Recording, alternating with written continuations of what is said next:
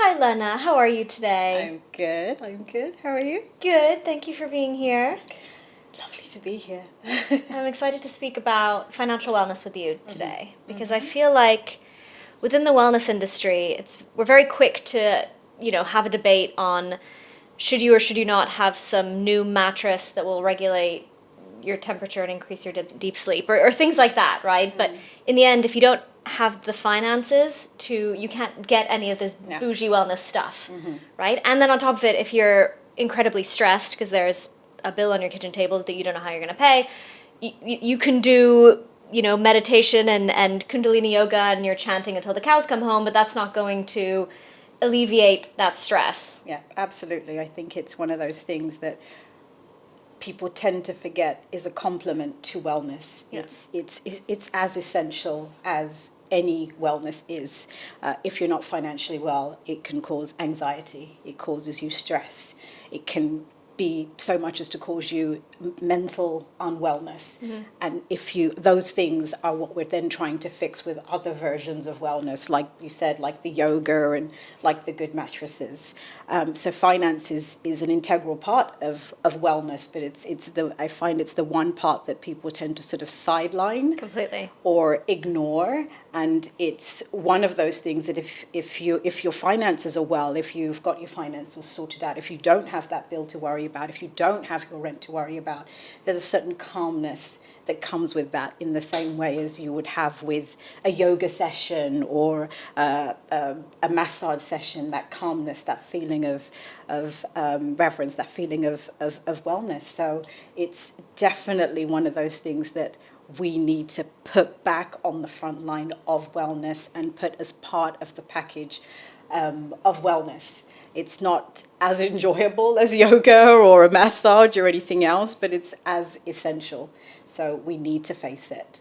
So why is it something that we just put aside? Is it because it's less enjoyable and we'd prefer to just spend the extra money on the massage and say that'll fix my problems? Absolutely, because like we're human beings. Who wants to do something that's so difficult, knowing that you could get the end result in something else? You want to feel good, you want to feel calm. I'm going to go for a yoga session. I don't have to really do much with it, and then I'm going to feel good and I'm going to feel calm. With finances, I'm going to have to face all this anxiety, I'm going to have to face all these fears, I'm going to have to face all this stress, and to get to that feeling that I want to get to. So who wants to do that when there's other temporary fixes? But it's essential to do. The other part also is that, yes, it's overwhelming and it can be difficult.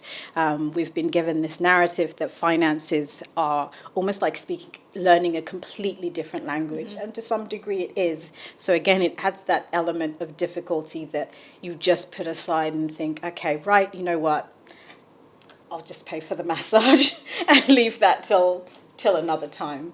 Yeah. So then what is it to be financially well? Like, is it just to have, I don't know, to be earning more than you're spending, or to have a lot in the bank, or to have a lot of investment? Like, what does it actually mean? Is it just peace of mind? Like, what is it that we're actually seeking? It actually is that. It's peace of mind. Yeah. So what it is definitely not, what people tend to think it is having lots of money. Having lots of money to be able to do what I want, to be able to take care of my bills, to be able to do all of those things. But we know that's not possible for most of us. We're going to go through different stages in our lives, and some of us don't make as much money. Having lots of money is not the definition of financial wellness.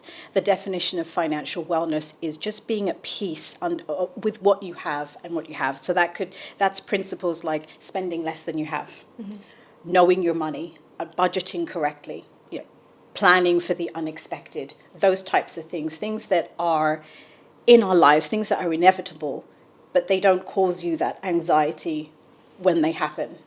Knowing your money so well that you don't have that additional sort of stress, the stress levels, the anxiety levels. So I don't need to, you'll have people, for example, that make a lot of money and they're so stressed out. Yeah. They're not financially, they're so stressed out.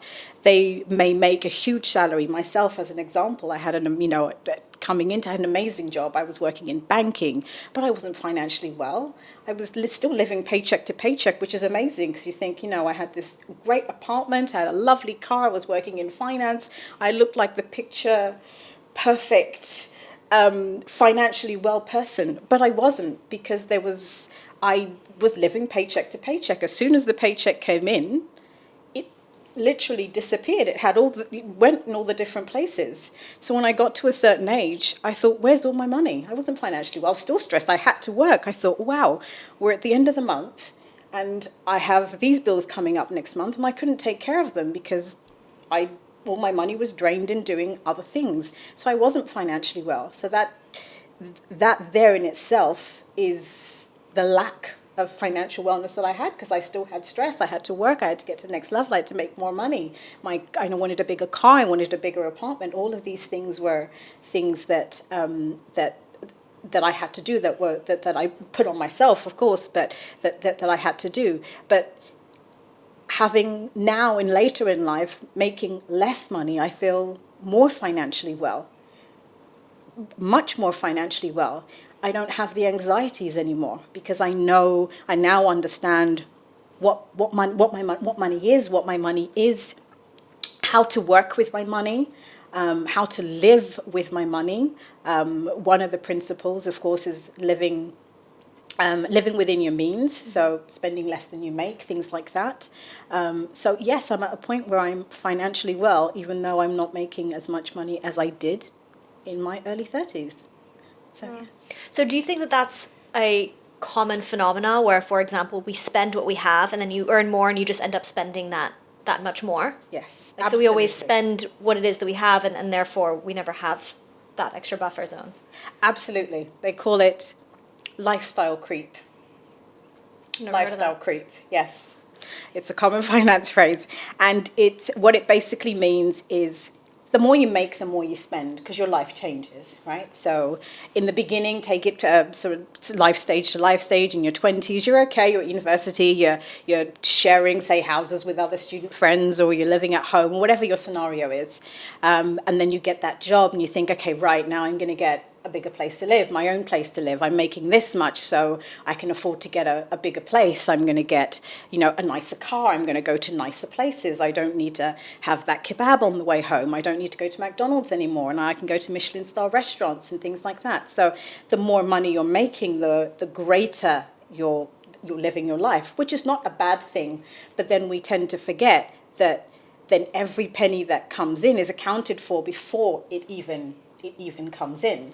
And if we thought to ourselves, well, why don't I just keep living the life, if you're happy, if I'm living, because we're accruing these different lifestyles because we think it's either what we should do because now you're at this different stage, or it's going to make me happier.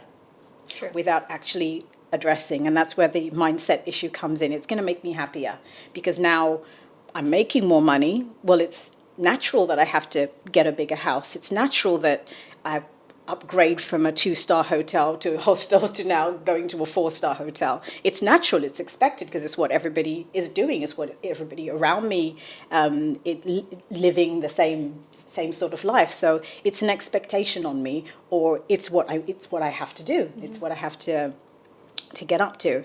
But we don't take a moment to think to ourselves, well, do I really want that? Do I really need that? How much happier is that actually making me? If I was happy before, why am I not all of a sudden not happy anymore just because I'm making even more money? So then lifestyle creep comes in. And then all that money, even before it comes in, is already allocated and going to the various different places. And then it just becomes a continuous cycle trajectory. So it makes me think about, you hear a lot about these kind of like abundance mindsets and things when it comes to money. So I'd love to actually get your point of view on this, because I feel like you hear a lot of these things of, well, if you just spend openly, then you are, giving a sign that you have the money to spend, and then that's what brings about a lifestyle where then you earn more, right? And it's kind of, whereas if you live in within like a budget and you're trying to spend less, then it's a lack mentality, and then you're not going to maybe pursue the opportunities to earn more, and therefore it has the opposite cycle. So what's your view on that? I think, like many statements, you can take the statement to mean what you want it to mean for yourself. And I think that's, personally, in my opinion, one of those that's depicted incorrectly, that statement, abundance. I mean, having an abundance mindset is a good thing to have.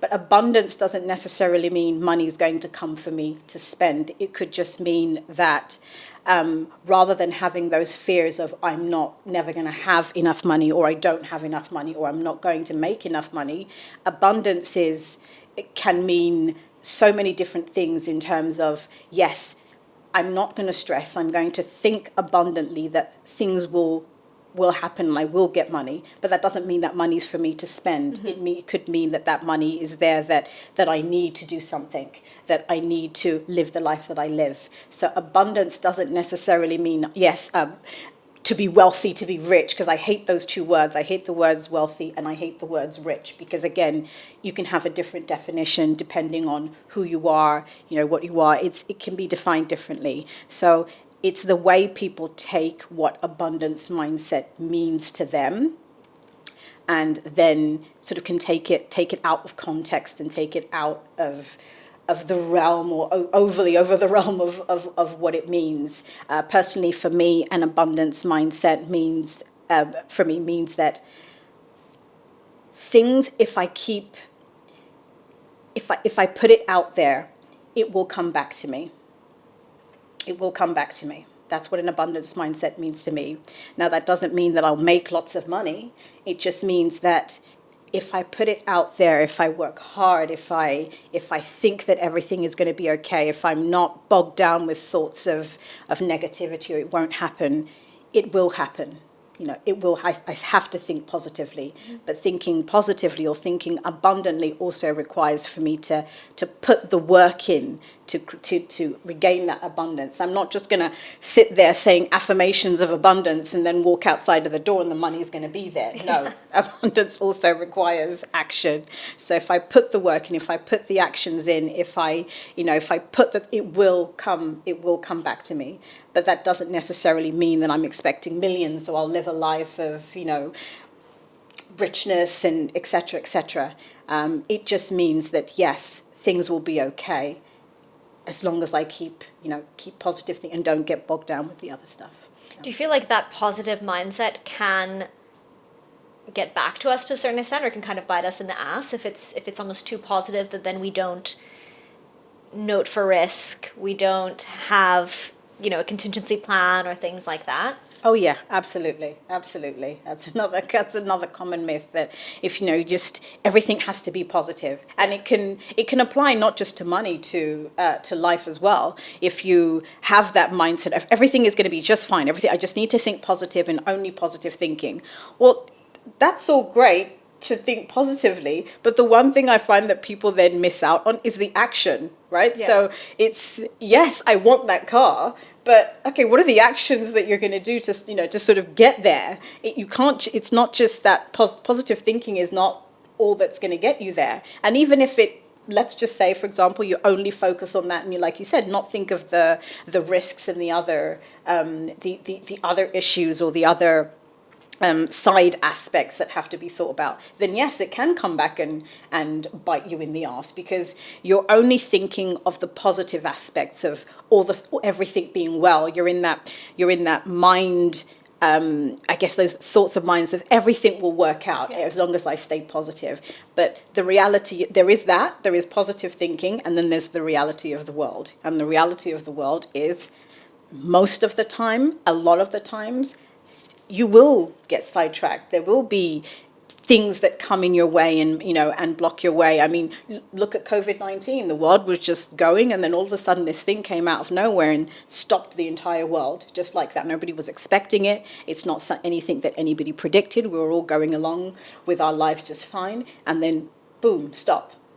There it is. Everything completely stopped, right? Now, in our own day-to-day lives, there's so many other aspects to think about. Just think about your normal life, things that derail your life. You make a plan. We're all at university and we have these sort of plans of how life is going to be. I'm going to do this job, and I'm going to get married to this person. I'm going to live here, and I'm going to do all those things. And then 30 something years later, you're sitting here and thinking, oh wow, I didn't marry Will Smith like I thought I would. And I didn't have that, wonderful career that I thought, that I would have. Or I'm in the career and it's not exactly what I expected it to be. All these things to kind of derail you.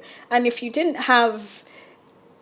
If you only thought on that one track, you'd get to that point where you think, well, what do I do now? Like, there's all these things that I'm unprepared. There's these elements that have derailed me. Like, what do I do with my career now? Right now, I'm possibly looking at. You could look at things like illness or just things not turning out how you expected. And what do I do now? That's just being unprepared because you're only thinking of that one. That sort of one-track mind of only positive. If I only think positive, only positive things will happen. The world just simply isn't like that. Yeah. And I feel like people then also can use that positive to have a bit of an avoidance mentality. So you mentioned earlier, right, facing your finances, actually looking at what you have. And I feel like that positive mentality in a weird way kind of fuels that avoidance because it's like, well, if everything will work its way out, I can just kind of close my eyes and tap my credit card and we'll think about that later. It'll find its way. Yeah, I was reading an article, I remember about 10 years ago, and it was talking about the 5 fears that the things that cause the most stress to people. And I think moving house was one, moving to another country was one, and looking at your bank account was on that list in the top 5. Yes. So that resonated with me because I thought to myself, when you think about it, that does cause anxiety to people. Just looking at your bank statement, why is that a fear for people? Why is it a fear? Why? Exactly because of that. Because people tend to have that mentality where they think, if I just ignore something, it will resolve itself, it will work itself out. I just have to think positively. Most of us sort of tend to do that. We're not facing our fears, just like in normal life with any types of fears. It's such a fear for some people, and they come up with that avoidance technique as if I don't look at it, then it doesn't exist. But it does exist, and it will come to bite you in the butt. So yeah, facing your finances is one of those things, I think is one of the toughest things that I work with people on, is having that ability to kind of say, look, this is where I am. Because it evokes such feelings within people. We've triggered to think finances is something that's crass, that we don't talk about that. These are not things where it's almost like it's so private. It's such an intimate thing that we don't discuss it amongst other people. And therefore, if you don't discuss it, then it's something that you kind of put to the side because it's only for you. Other people don't need to kind of know a lot about it. And that's on both aspects. So it's either you have these feelings of, oh, I'm not where I'm supposed to be, those feelings of shame, I'm not where I'm supposed to be, I don't have what I should have. Or on the other scale, you have people, you have too much and you can't brag and you can't tell other people that of how much you have because it's making other people feel bad. So that kind of shame mentality that's been applied to so many of us in so many different ways. So then again, when you have those feelings, when it evokes those feelings of feelings that we don't want to face, you put it aside and you think to yourself, well, those things are type of taboo. I don't want to sort of deal with those, so I'll push them. I'll push them to the side and I'll avoid kind of dealing with those things for now. Yeah. But I guess because the finances is so concrete, right? It's not like avoiding that I don't know. You can imagine if you have an issue within your work and you just kind of want to put it aside, you don't really want to think about it. I mean, it might work itself out to some extent, but the money won't just work itself. I mean, it's a tangible thing, right? Yeah. It's not going to just transform in its own way, right? So I can imagine the work that you do when somebody starts working with you and they have to open up about where they're at. That in itself, I mean, it's almost like when people admit to having a problem. I feel like that is quite therapeutic in itself. Yeah. Because they think, oh my God, I'm going to say this, and maybe they think that whoever they're working with is going to say, oh my God, this is a catastrophe. But in the end, I mean, it is what it is, and that's your starting point, and that's how you move forward with it. Yeah. But it's exactly like you said, it's that fear of judgment or what other people will think about you.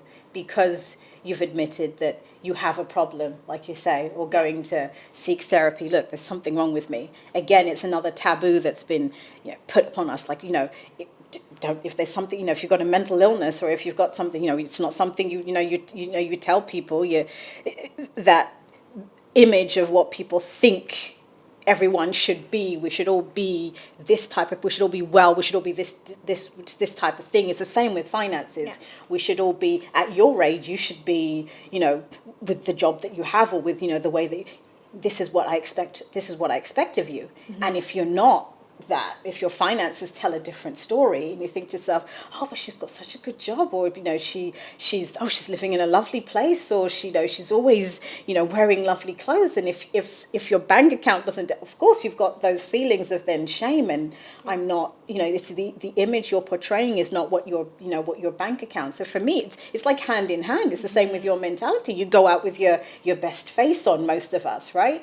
If you're struggling, or you're going through things, in your relationships or in your job or whatever else, personally, what you're going through, you go out with, a lot of us go out with our best face on. We don't go out there and say, I'm having a terrible time at home. It's just, again, it's things that we're conditioned to think that these things have to be so private, these things have to be close within us, that there are these feelings of, whatever it is, I use the word shame quite a bit, but there are these feelings that make you feel like it's not something that you can put out there, mm-hmm. because it's not what people are expecting of you. When the reality is that it's just boxes that people have, that society has put out there, and we're just not all going to fit into those boxes. And that doesn't mean that there is anything wrong, that there's anything wrong there. But if we don't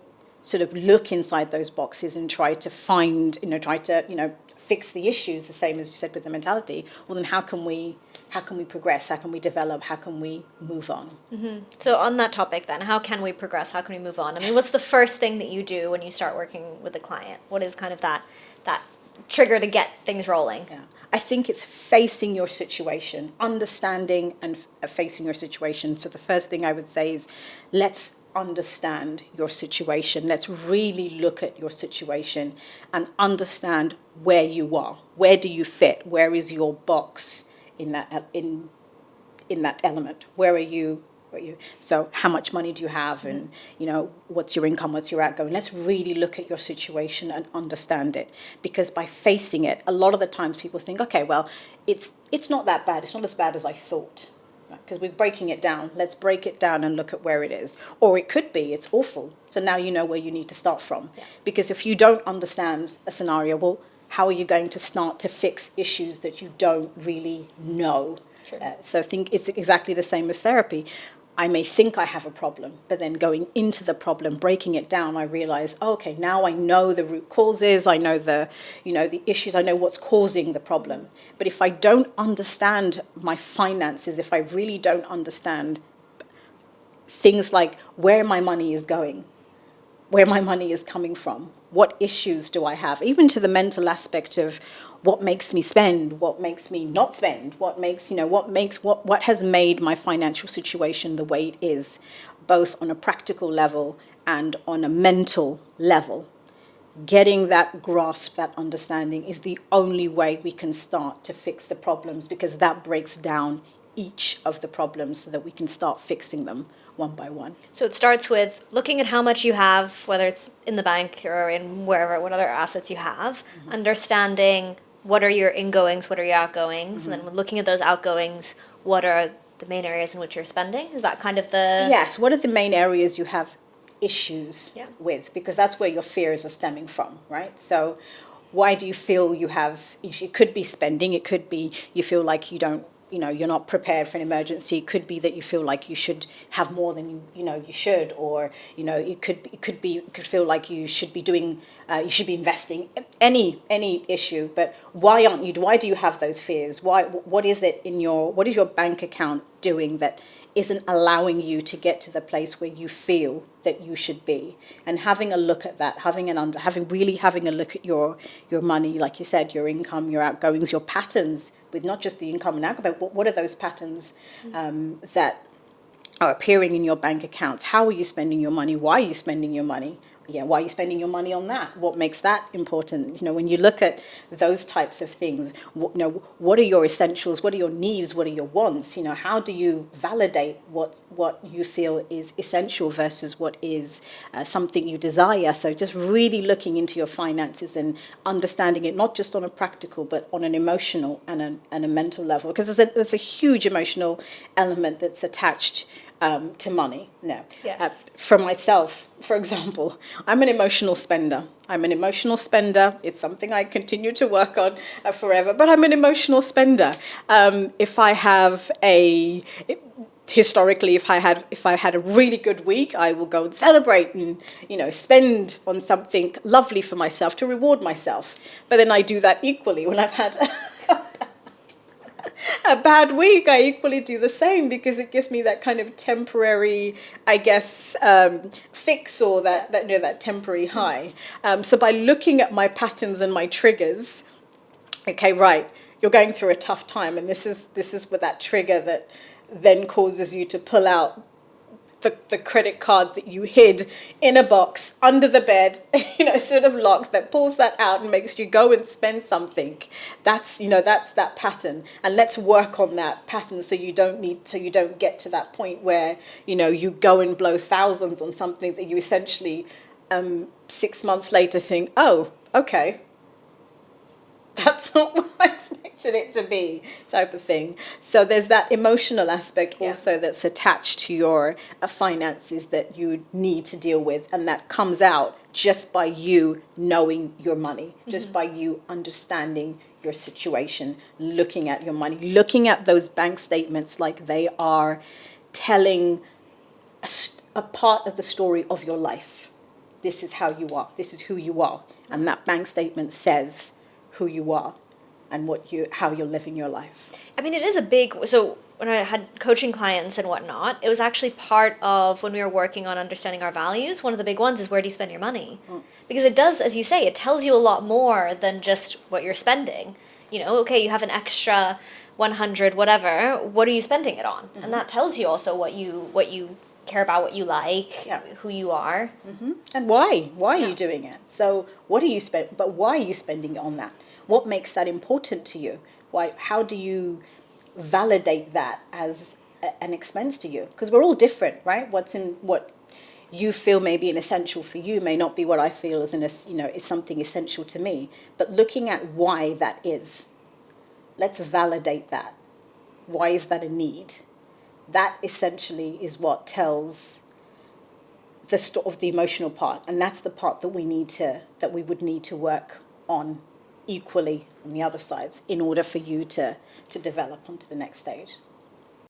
So what are some of the main kind of goals that you see then when people start working with you? You mentioned, it's understanding why is it a concern, right? Is there something that you want to save towards, or is it something, concerned about how much you're spending? I mean, are those the kind of most common thematics that come up, that people have as specific goals, or? Yeah, I think the most common ones are, the one I get most reoccurring is people feel that they are not where they're supposed to be financially. I expected at this point of my life that this is where I would be, and I'm not there, and I don't know what the problem is. Right? Or I've been ignoring my finances for so long, I don't even have a clue where I am and what I should be doing at this point in my life. So it's that aha moment of, okay, wow, I'm at this point, where should I be?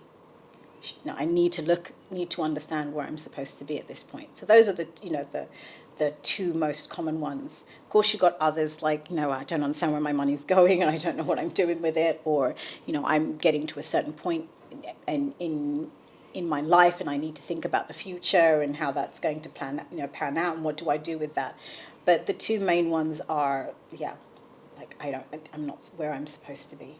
So that's a difficult one. Why? Because it's an assumption of where others are and where we should be. And the reality is, I always think for the most part, when you feel like everybody else is doing this and I'm not, most of the time everyone else is probably in the same camp as you. Oh, absolutely. Right. Absolutely. So if we were to break it down then, because obviously it depends on the person with the phase of life, because it depends also what kind of lifestyle you want to live. But let's say if we were to break it down and kind of generational age groups, what are some of the main focus points you want to have with your finances? Obviously, you're not treating your finances in the same way in your 20s as you are in your 40s or 50s. So what are the main kind of areas of focus that you want to bring to your finances in all those different ages?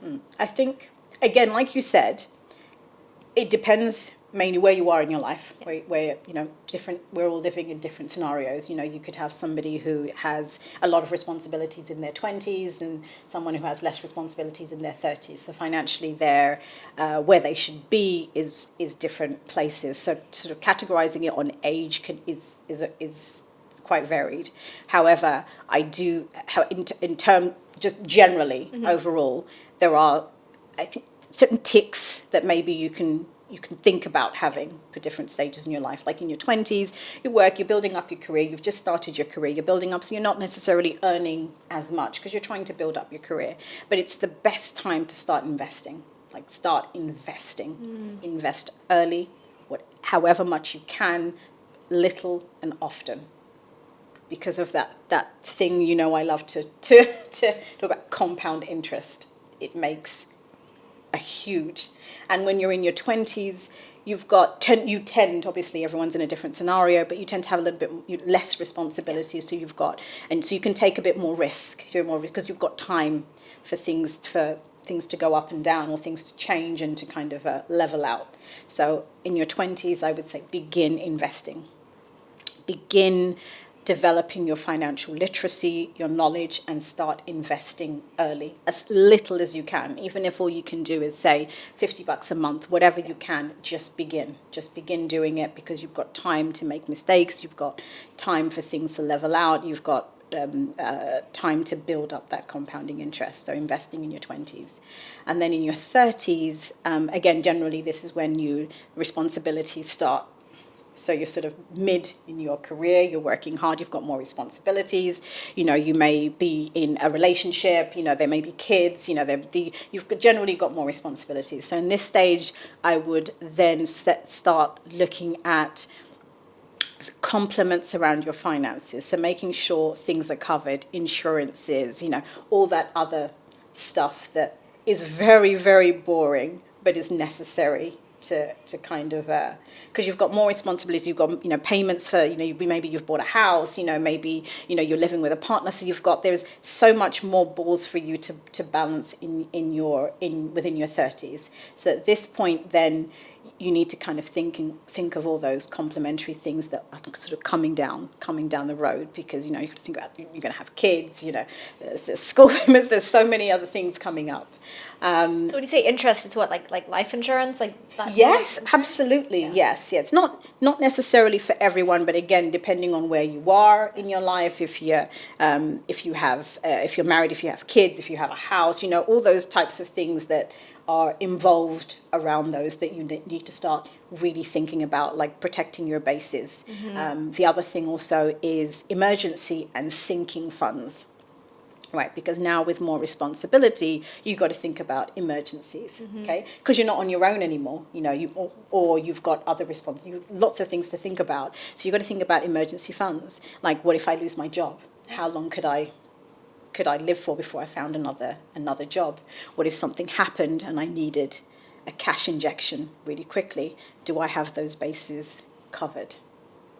Okay. Yep. Illness, things like that. So this is when you need to start thinking about those types of things. So just creating like safety nets around the things that you have that need your responsibility. Exactly. Yeah. So your safety nets, you have to start building your safety nets in your 30s. Yeah.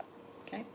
And in your 40s, which I'm transitioning it now, in your 40s, I would say, again, personal opinion for me is that point where you've kind of done, you've kind of worked hard in your 30s, in your career. I'd say this is the time to kind of think, like, this is the time when people think, am I happy? Like, with everything that I've done, am I happy? Is this where I expected to be? Is this where I want to be? Do I need to look at the setup, my financial setup, and does this need to be changed in any way? Where do I see myself now in my later years? Because we need to start looking at how you see that, because in your 20s and your 30s you've been investing, whether it's in your etc. But how do I see my life now? Yeah. Because so many things could have changed within your 30s. So the plans and everything that you'd been sort of working towards or planning, so many things could have changed within that time. So I call that evaluation decade. Your 40s are that evaluation decade. Are things the way that I still want them to be, or that I expect them to be? Do they still look? Are my goals still the same? Are my goals, my plans, are they still the same as I thought? And if they're not, this is the time to look at them and change them. Right? So whether it's career, whether I need to, whatever I've been saving for in my 30s, if that's changed, whether I need to kind of now sort of rejig my portfolio, my finances to sort of go into other goals. So this is your kind of your evaluation stage and the time to make changes, because it's never too late. It's never too late. I was going to say in my late 30s, which is recent, telling my age, is when I decided that yes, the goals I wanted in my 30s is just not what I want anymore. Yeah. It really just wasn't what I wanted anymore. And I then had to completely change, I guess, my financial goals to kind of plan for what I wanted now versus what I thought I wanted then. Mm-hmm. And it just then triggered the change in what I needed financially. It just wasn't the same. So my financial requirements weren't as high as I wanted them to be in my 30s, because I'd changed and everything had changed. Mm-hmm. So I'm going through my evaluation phase right now. Yeah. So because you make a plan, right, of, okay, this is what I need, but you're always basing the plan on how you view your future as who you are today. Yes. And how you view your future changes day by day as Absolutely. you also change, right? Yes. So it's creating maybe a plan that has those flexible boundaries that can be shifted around based on the fact that tomorrow's you will be a different version of you who will want different things. Yes, absolutely, yeah. Because life changes, whether you like it or not. You know, who you were in your 20s is definitely not who you were, who you're going to be in your 30s. And there'll be different versions of myself, several versions of myself, going down the line. So yes, you'd have, in the same way as there are different versions of yourself. Like I probably didn't think in my 20s that I'd be living in Bangkok right now. It wasn't something that was in my plan. My life plan was very different to what it is now. And again, because I'm a different version of myself to who I was then. So my financial plan, my goals, my the way I'm living, that has to change as well. That needed to change to adapt to who I am, to who I am today. So I feel like, yes, in your 30s it can be quite difficult to do that, because you tend to be, generally speaking, you're balancing so many different balls, so you may not get the time and effort. You're in your middle of your career, you've got all these other things going on. You may not get time to do that. But in your 40s then, hopefully you're at a stage where, okay, right, now I can sort of look at where I've been versus where I'm going in the future for my plan. Yeah. And so beyond your 40s? Hopefully beyond your 40s, that you've done all the right plannings in your 20s and your 30s and your 40s, then in your 50s, you're looking at, winding down, like where we're going to go. But of course, it's never too late to start to also look at financially, where you want to go, and looking at, plans, and maybe, I guess, being a little bit more conservative with your finances than you were before in your 50s. Because hopefully, if your kids are gone, and also you've got less responsibilities again in your 50s. It's a bit like being in your 20s, I would say. Yeah. So hopefully you're kind of going back then, and you've got less responsibilities, and you can kind of go back to being a little bit. I'm hoping that my 50s will be a little bit more, go back to being a little bit more reckless and a little bit more about me, and my finances will then refocus and come back just to me, that something that they're not right now. So yeah, I would say, yeah, your 50s, I guess, hopefully you're in a good position to be able to be a little bit more reckless, but then if not, there is still time for you to be, I guess, a bit more aggressive now with your finances in the same way you were in your 20s. Yeah. So earlier we were going through kind of the stages of when you're working with a client and you're trying to get them back on top of their finances. So we're starting with this kind of auditing phase, I guess, to a certain extent, right? You're checking in. Where are you at? What do you have? What's coming in? What's going out? How do you feel about that? Where are you spending? Why are you spending it? And kind of understanding the whole backstory. And then is the next phase going into, depending on their goals, that's where it's kind of shifted, right? Yeah. Somebody that you're working with who's in their 40s versus in their 20s would be different. Yes, absolutely. So it's either we're planning your goals. So if you're early on in your financial journey, so age completely irrespective. So let's look at your goals. Do you have them?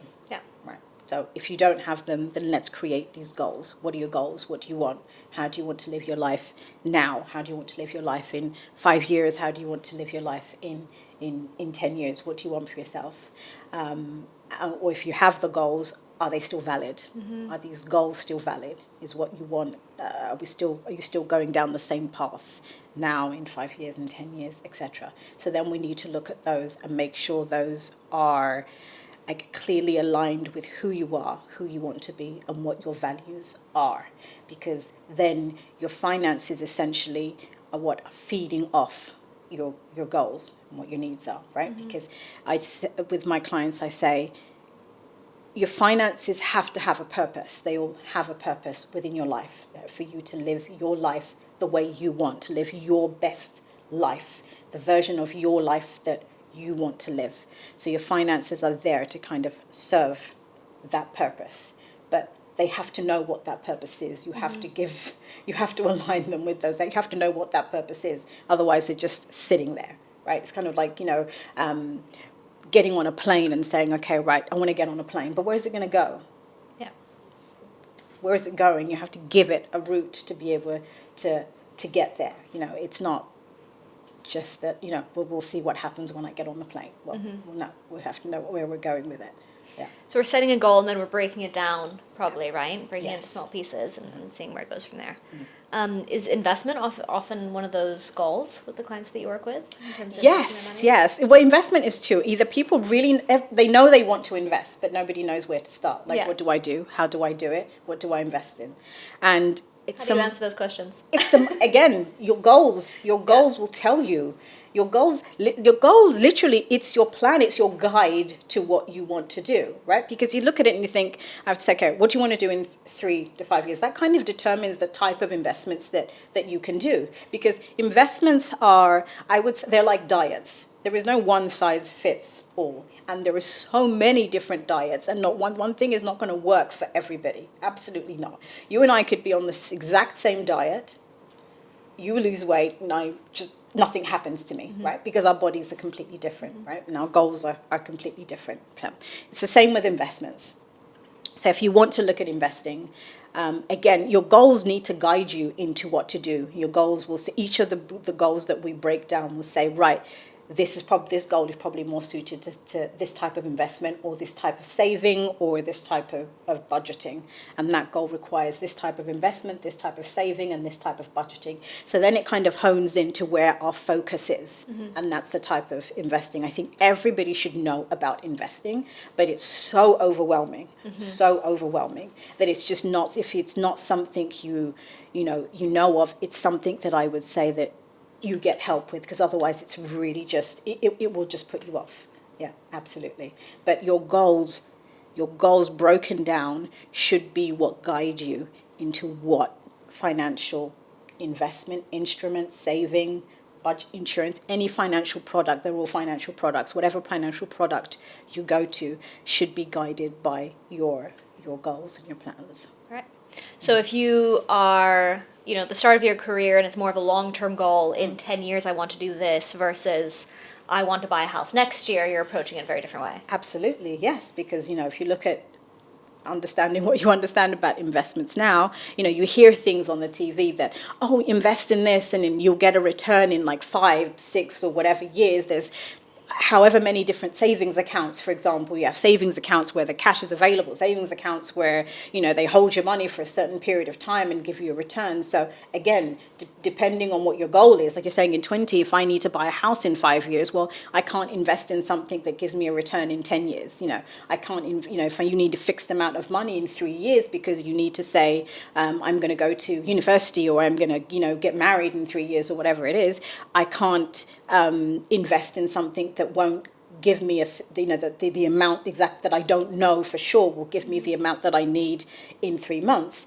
So in 3 years, if I need emergency funds, say for like us, we're living away from places we that are not our home. So you think to ourselves, one of the emergency funds that we would need to have definitely is being able to quickly get on a flight, being able to have that emergency fund to quickly get on a flight or pay for that medical treatment that we need to whenever we have. Those funds have to be accessible very, very quickly. So where I put that money is incredibly important, because I need to think about being able to have access to that money very quickly at a time, at an unknown time. So I can't put that in an investment that requires me to have locked it away for a period of time, or that requires a lot of administration in order for me to be able to pull my money out. So really having that good understanding of, these are my plans. So based on your goals, let's look at what investment instruments or what financial products are available to you and suitable for that particular goal and timeline, as well as one key thing is your risk profile, right? Because we also have different risk profiles. You hear people, you hear those people investing in crypto or, things. Again, not everything is for everyone, because we all have different risk profiles. Your risk profile is, we all have different fears, or we all have different emotions around sort of where your money goes. That fear of not being able to get your money back, or that fear of what's happening with your money. Some people need more control and more, knowing that it's there. And some people are okay to be like, okay, right, let's just let's just do it and see what happens. And if it's gone, it's gone. Again, it's like it's a mindset thing. So having that knowledge, having that plan, and having that direction to clearly know what product is suitable for each goal, and then learning about those products is the best way to move forward. My philosophy that I tell my clients that I work with is, always understand anything that you're investing in. Do not go in blind. Even if you decide to use someone to help you do it, but you have to understand what you're doing. Understand what it is. Understand what it means, because it's your goal, it's your plan. And if that changes, it gives you more control, and that gives you the peace of mind that comes with financial wellness. Yeah, that makes sense.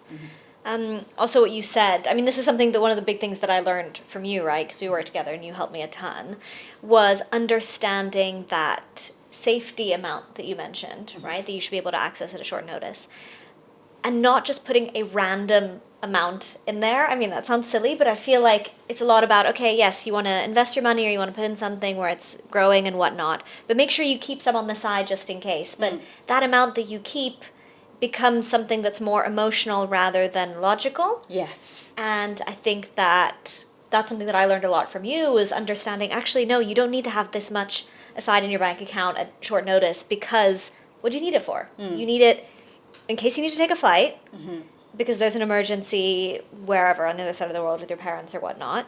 You need enough to have an emergency operation, or there's an accident or whatnot. And yes, if for one reason you lose your job, or you don't have another contract or whatnot, what is that buffer time that you need in order to be able to reach out to that money that you've invested somewhere and use it? So you don't actually need as much in that safety bucket as you might think. And actually taking a very rational approach. And that to me was something that was really helpful. Yeah, so breaking it down, I think, is one of the things. Breaking those emergencies down, like, what is an emergency to you? Because what is an emergency to you is not going to be the same as what is an emergency, to me may not be. But what is an emergency? And let's put a number on that emergency? What is that number? And when you know that, it's that knowledge that made you feel, okay, I feel good now because I know what that number is, right? So now I'm okay not having that large amount because I know that, that number for that specific emergency that can possibly happen. I know, and I've put that's already there. So you're not thinking of it as a pool of, you've broken it down. It's not just unknown emergencies. You've actually put a specific emergency to it. And of course, there may be unknown things, but let's look at the worst case and what are the worst case scenario emergencies that we have. And let's actually break that down logically, putting logic to it. And logic is by putting a number on it. Like how much could the most expensive flight cost if I needed to leave that day? Yeah. And let's put that amount away. Or if I needed to have an operation, really, let's break it. I think we talked about, do I have medical insurance? How much would medical insurance cover? Now, does my medical insurance, would they pay out straight away, or would I have to, have a little bit on the side to be able, that I need to pay up front? So by breaking it down into those sort of little elements and little actions and applying numbers to each of them, helps you to feel a little bit better about what you're putting away, because then you think to yourself, okay, right, I've covered that. I know that could happen, and I've covered that, and I know that could happen, and I've covered that. So it's not just a pool of, things can happen, and they may happen, and they may cost this, but I don't know. So the more I have, the more it's knowing. It's that knowledge of knowing those numbers. Yeah. And what you were just saying there of, it almost breeds this mentality of, the more I put in there, the better. Because it's like, that's safer. But actually, well, no, because what's it doing there? Yeah. And what's the reason for it being there? And having more money in that safety bucket doesn't actually make it better if there's no reason for it to be there, and it could also be serving you in a better place. Absolutely, yeah. I think one of the other things that you mentioned was, so we've got emergency funds, and then you've got, because even emergencies are broken down into two different categories. Your immediate emergencies, and then you're losing your job, which I call is your sinking fund, because that, that may not necessarily be something that happens, straight away. That may not be money that you need right then, right now. It may be that, look, I've been given some severance, or I've been given notice that I'll leave my job in that month, so I may not need the money right at that point. And if you've been working with your budget really well, then technically if you lose your job, you shouldn't need the money right then, right now. So essentially, that money then doesn't necessarily need to go with the quick access money that I need today, right now. And then also, if you remember, one of the things we talked about is where that money goes is then in a completely different place, because again, you have to think of the action. If I need that money today, well, it can't be sitting in possibly can't be sitting in a bank account somewhere where I will possibly have to, do a lot of admin to get it out. I need to have it really, somewhere quick. My mum would always say it's money that you have under the mattress that you can just quickly pull out and be able to do something, versus something else that that you may need in about 2 or 3 weeks' time. So having that access to that money really quickly, right? So then you can deal with the emergency, but then the emergencies that are not as imminent, then you have that longer leeway for it. So you mentioned budgets a few times as well, right? You said as long as you're sticking to that budget that you know about, then you should need that access to that money straight away. I feel like we treat budgets like crash diets, where it's very much like all in, and then it lasts a few weeks, and then it all goes up in flames, and then we just forget about it, don't talk about it, until we all of a sudden have a pang of anxiety that pulls us back onto it. Yeah. I really like your approach to budgeting, with what we worked with, so do you want to talk a bit through that? Yeah, well, like you said, we treat budgets like crash diets, but budgets are, I would say, like exercise. December, when January, everyone rushes to join the gym or pick up new exercises because all of a sudden we have a revelation, and you know what? I need to get fitter, I need to get healthier, I need to lose weight, whatever it is. And then we all go into what the latest fad of exercise is. Like, if we all do CrossFit, we're all going to, lose weight. And we know it doesn't work. It doesn't work like that, and it's not for everyone. We're all very different in our abilities, our bodies are different, how we take things are very differently. And people tend to think budgeting as one way, that one CrossFit exercise, and that's it. You're all in, You have to, really scrimp and, be tight and count every penny. And it really isn't like that. There are several methodologies to budgeting. And like with exercise or with diets, you have to find the one that fits you and your lifestyle and how you do things, because we're definitely not all the same. And you'll start doing it and you'll give up in the same way as we all then don't go back to the gym after March. And it's like you're giving excuses. I can't know that because I'm doing that now. I signed up to a class and I've just given up now because it's just not for me. But yeah, it's exactly the same way.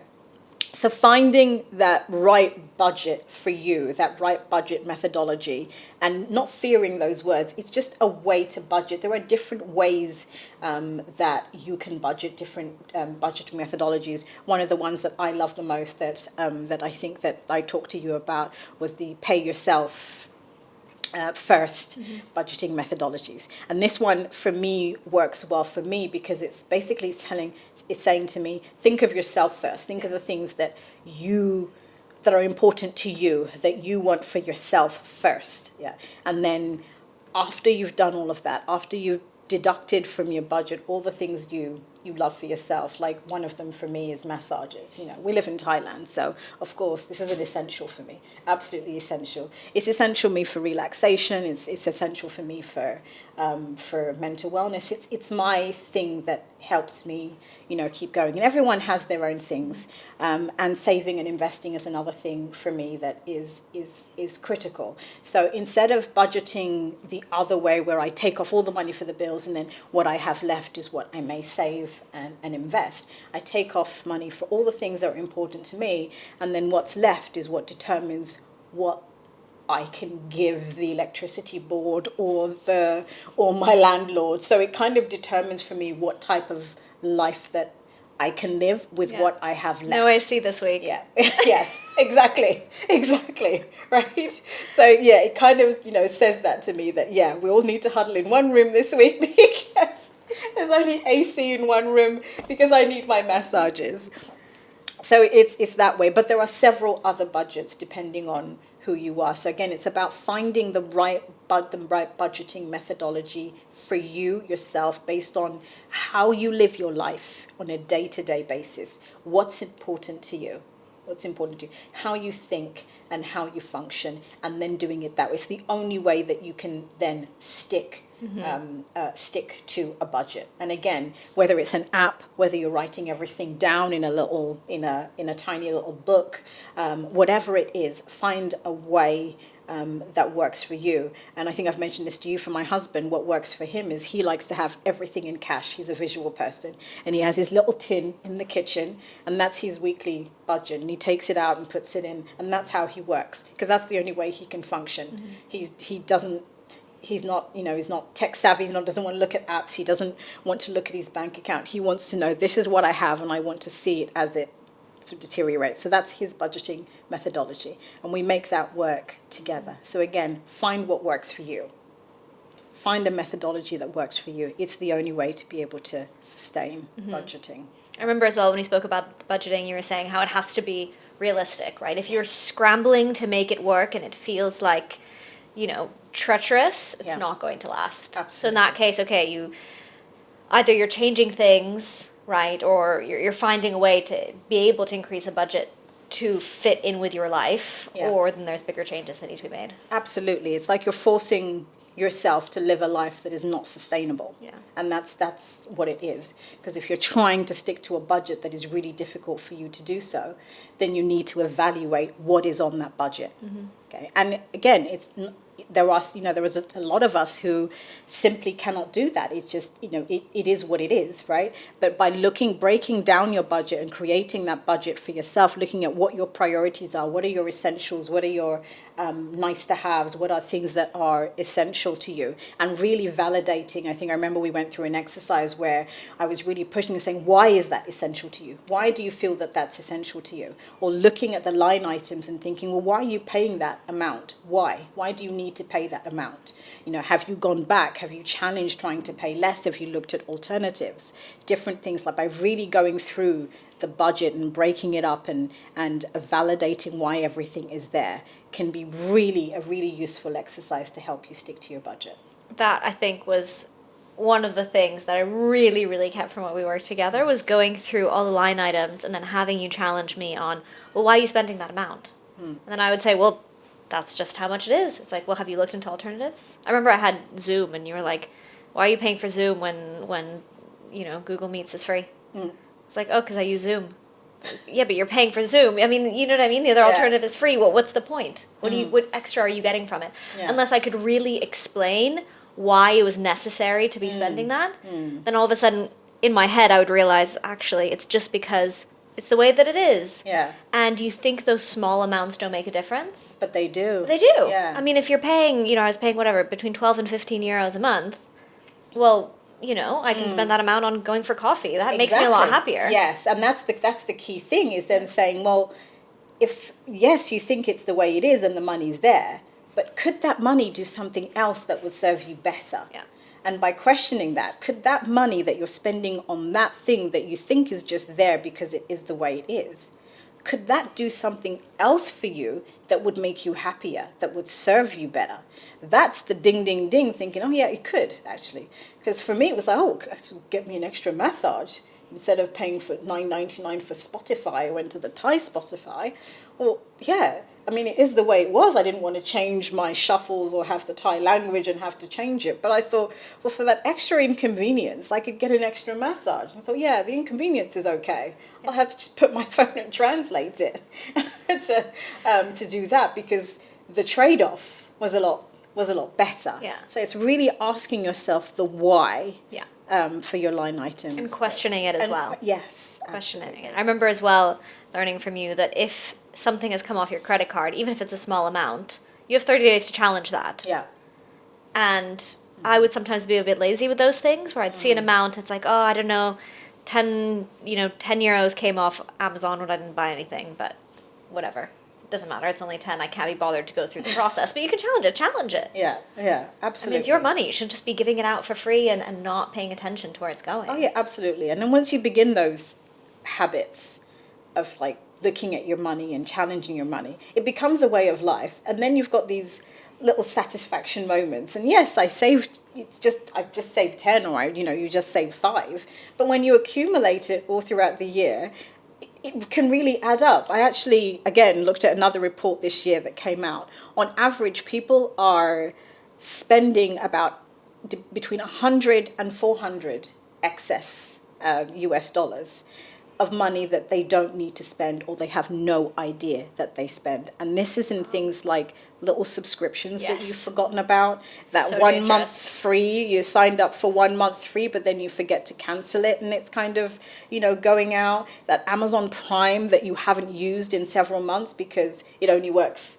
over there, or you haven't really used the music, or you haven't really used anything else, but it still comes out of your account and you don't really kind of challenge it. But all that amount kind of adds up. And if you think about it, whether it's 100, 400, you're thinking, that's an amount of money I could have used on something else that was more important to me, or something that could have just done something. Oh, hell, I could have just donated that money to somebody else that would have, used it for something a lot better than than allowing Amazon just to take it all willy-nilly. So, yeah. Completely. That consciousness of it and bringing attention to it. And also, being less passive, I think, with it. Yeah, and it doesn't need to be something you have to be anal about daily, but just taking that time in the same way you take that time to think, you know what, I need to focus on myself a little bit. So, we all love self-care these days, right? I'm going to do a little bit of self-care, and I'm going to do some things for myself. Well, that's self-care too. I'm going to take a few hours in a month, like half a Sunday, and just say, I'm going to take, 2-3 hours on that Sunday and do some financial self-care and focus on my finances and see if everything is okay there. That for me is equally as important as saying, well, yeah, I'm going to do a little bit of, 3-hour, 4-hour onsen self-care for that 100%. month. It's equally, as important and really integral to And you to feel do. better afterwards, Exactly. honestly. You feel great. I mean, I do that at the end of every month, and sitting down and going through it, it almost feels like, okay, I know everything that's happened. I'm up to date. Yeah. And then if you're doing it every month, and anything that did come out that is questionable, you do have the time to go back and to challenge it. Yeah. right? Absolutely. So it's keeping that tab. So you mentioned that being one habit, right? So one habit of challenging your spending. What are some other key habits that allow for healthy, financial wellness? Financial literacy. Developing your financial knowledge is essential. If we can sit there every day and take 15 minutes of our time to read about a financial subject, that would help us tremendously. It will help your knowledge tremendously. That is the one thing I say, just commit to 15 minutes a day.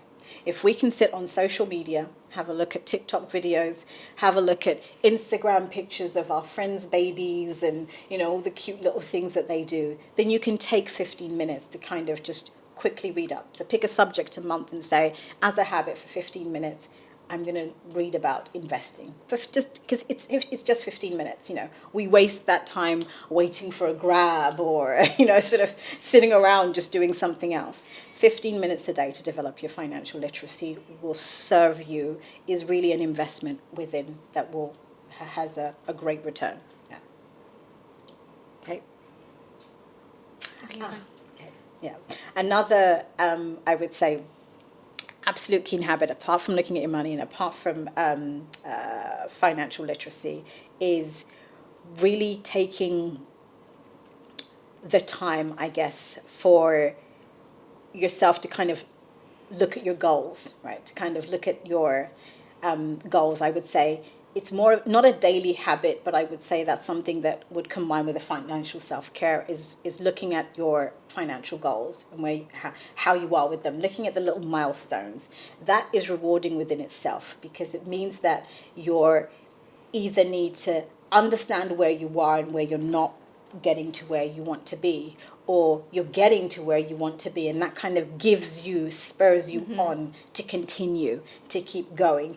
I look at it as kind of like, when you're working out every day, and then once in a while you weigh yourself, and you kind of look at it and think, okay, right, all this exercise and the diet and then all the kale I'm eating, I'm either losing weight, and it's great, so yes, I'm going to keep going, it motivates you to keep going, or it's not working, and I need to change the tactic completely. So that's another habit I would say. Those are the 3 habits I would say that you should get into as a financial person. So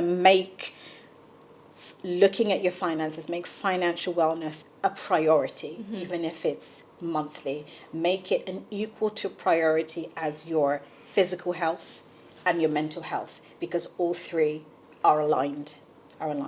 There, you won't have total, I guess, mental wellness without financial wellness, because it will be there. You can't finance it. You can't exactly, absolutely. Yeah. You can't finance it. Yeah. And if you don't have it, even with the physical wellness, there's going to be times where it's impacted financially, because if you want to, do those yoga, everything costs money. We can't hide from money. It is there. The final one is discussing money, talking about money. Just removing this taboo that we can't talk about money, that we shouldn't talk about money. Just discuss money. And I'm also talking about sitting everywhere and telling everybody, oh yeah, this is how much I made, but talk about money with your friends, with your family, and definitely with your partner, with those you're in your relationship with your children. Because by talking about money, you will actually find, even with your friends, that we're actually all going through a lot of similar things. And I've learned a lot of things that I didn't know just by talking about finances with my friends.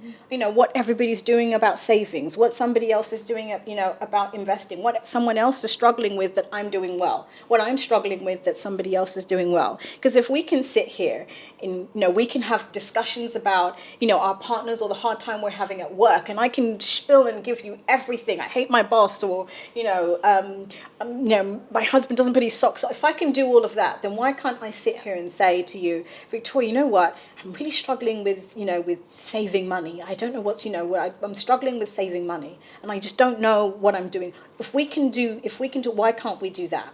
True. What's wrong with doing that? So trying to really talk about money, making that a habit.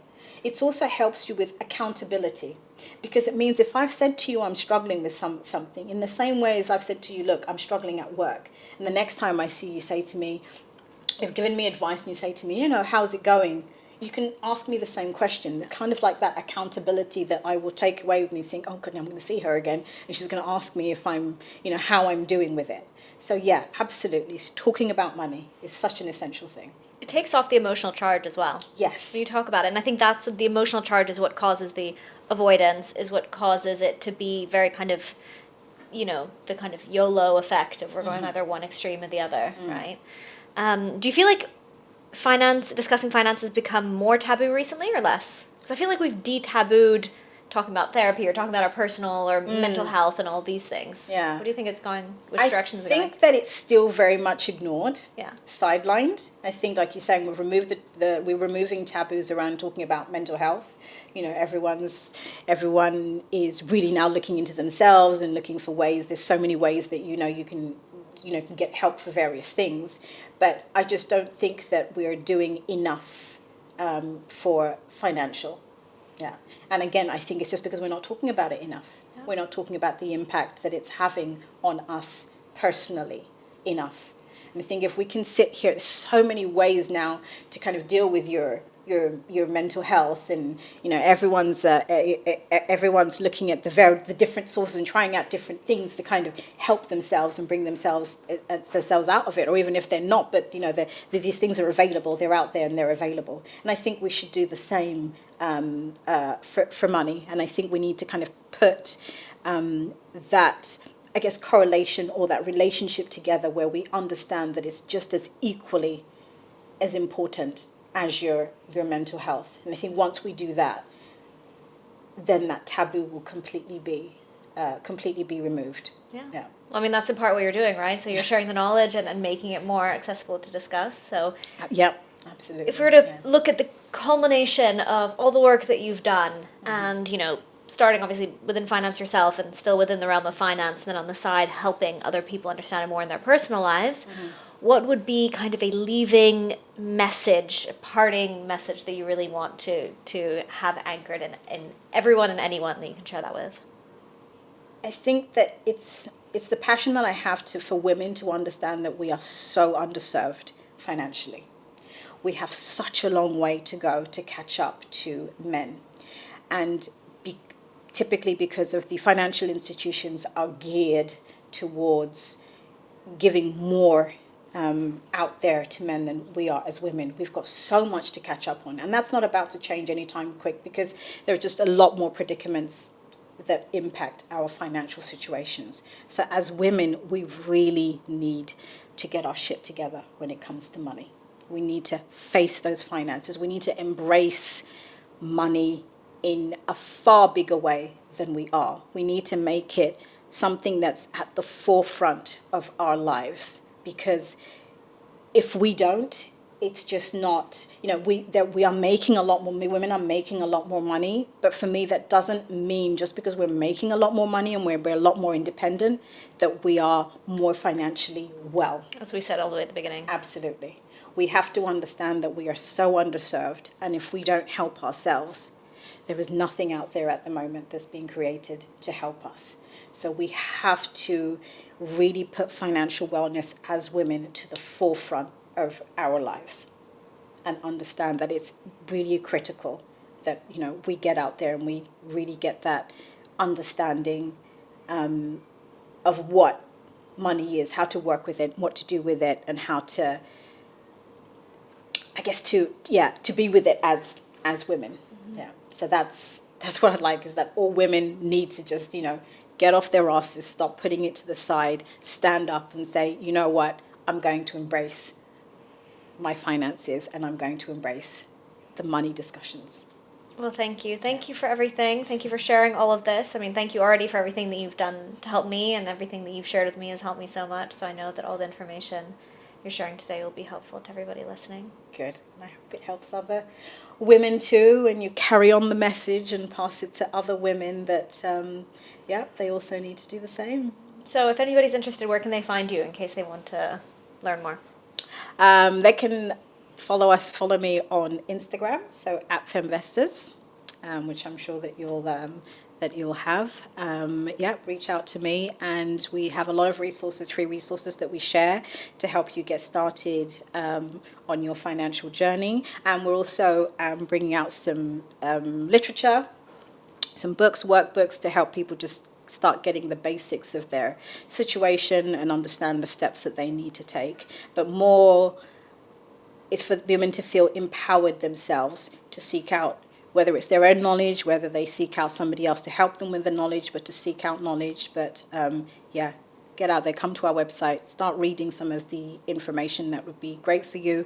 Look at the literature and digital literature that we have, and really put yourself in a position to start embracing your own financial situation. I'll make sure we have all those links in. Thank you again so much for your time, Lena. You're welcome. Lovely to speak to you.